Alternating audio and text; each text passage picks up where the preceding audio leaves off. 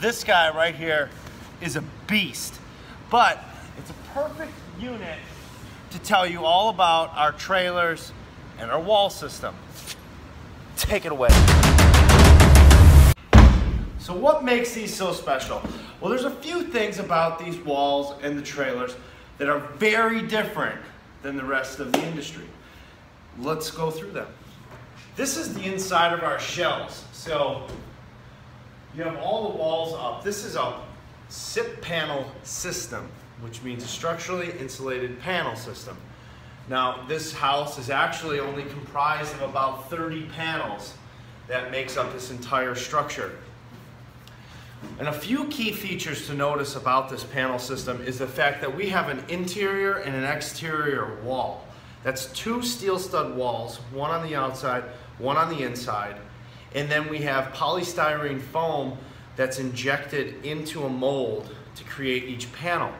This is very different than the way that structurally insulated panels are made with wood, where you have a heavy piece of plywood on the exterior and a heavy piece of plywood on the interior, and then that's injected with foam.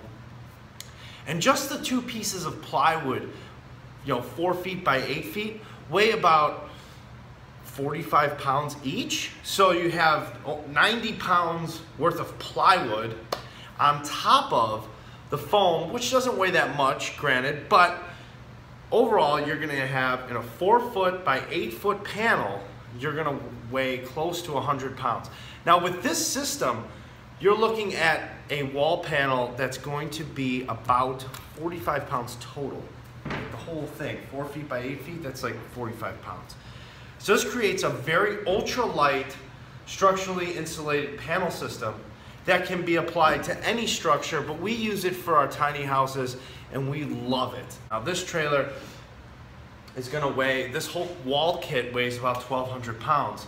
So super light, awesome way to build, and then you don't have any thermal bridging because you have a wall on the exterior and a steel studded wall on the interior, so there's no thermal bridging back and forth. So even when you build out of a steel stud structure, you're gonna have tons of thermal bridging. So every 16 inches you have this radiator effect, and the houses are extremely cold. I mean, there's always just this weird bone-chilling cold unless you put a ton of foam on the interior and a ton of foam on the exterior to block that bridging.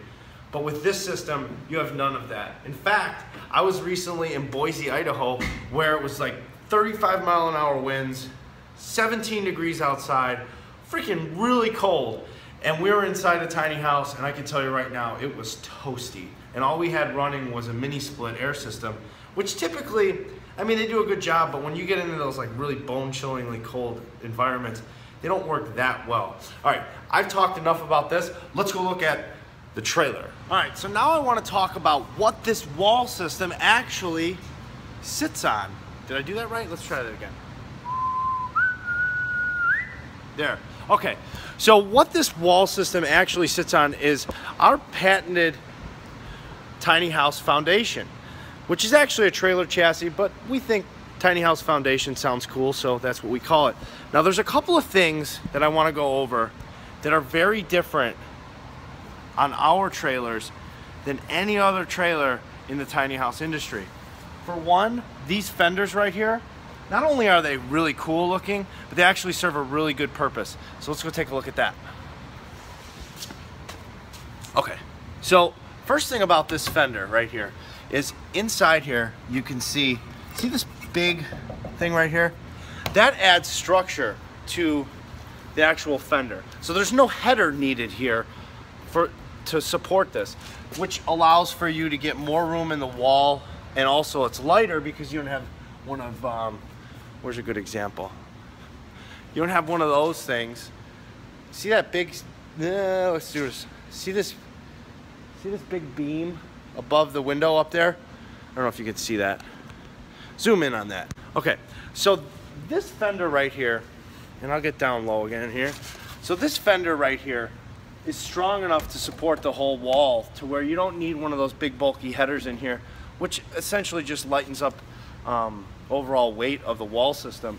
Now another thing that's very different about our trailers that we feel is very important is we install wall outriggers along the entire side of the trailer. Now what that's going to do is that's going to support the entire wall and add a lot of strength and rigidity to the trailer, where other trailer companies do something like this for the whole wall, where we feel that's just not, it's just not sufficient. Now when you're dealing with a wall that's only half as high as the rest of the unit, it's really going to be okay. But it's when you get into the long sections and the tall walls and all the majority of the house, we just don't feel it's adequate. Now another thing about our goosenecks in particular that's different is we install only I-beam chassis. There, that was a cool shot. Let's do that again. I don't even know if I can do it again. Let's see. I-beam chassis. Look at that. Maybe a little forward hand. Here. Look at that. That was cool. All right. So these are I-beam chassis. This is much different than any tiny house manufacturer's trailer I've ever seen. Most of the time they're going to use tube steel for this. It has a high tendency to bend and get all wonky. This is the same steel that they build high-rise buildings out of, and we just feel like it's something that's very necessary.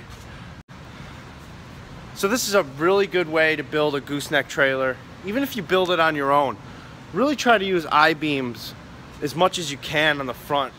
So by installing I-beams on there, you're going to ensure that there's zero flex. So areas that normally might see cracking or you have a lot of stress in these corners, you're not going to see any of that with this style trailer. Now a couple of other things that are rather unique to the way we build our tiny house trailers is we install brakes on every single one of our axles. So whether you got one axle, 2, 3, or maybe even 4, every single one is going to have an electronic brake to ensure that there is no question that you are going to be able to stop your trailer. We feel these are the big important factors when it comes to a tiny house trailer. So when you're looking at tiny house trailers, shell kits, you want to ask yourself, what's the R value? You want to ask yourself things like, okay, how much does the shell weigh? But how much are the axles actually rated to? So I know how much I can build, you know, as far as adding materials to the trailer. These things are really important because, you know, you don't want to get all the way done and find out that your axles are only rated to 14,000 pounds when in reality you needed them to 18,000 pounds or 16 or whatever you might need. You want to make sure that you cover your bases, and those are the big questions that I would ask. So I know there wasn't a whole lot to show you as far as completed house and all that kind of stuff, but I really wanted to pack this in with some information that you could take with you and really use in your tiny house journey, whether it's purchasing a shell, looking for the right trailer. These are things that matter to us, and I think that should matter to you as far as when it comes to finding the right trailer and building the right wall structure. Now there's other things about these trailers that are pretty standard that I didn't want to get into today, like front mount jacks and rear mount jacks and hurricane tie downs. Those are other things that you're going to want to look for, but I guarantee you every tiny house trailer manufacturer is already going to have those things. So I really wanted to focus on the nuts and bolts of things that are very different on our trailers that we feel are very important here at Titan Tiny Homes. Well listen, thanks for watching. If you haven't subscribed to this channel, I don't know what the hell you're waiting for, but click the button below and I'll see you on the next video.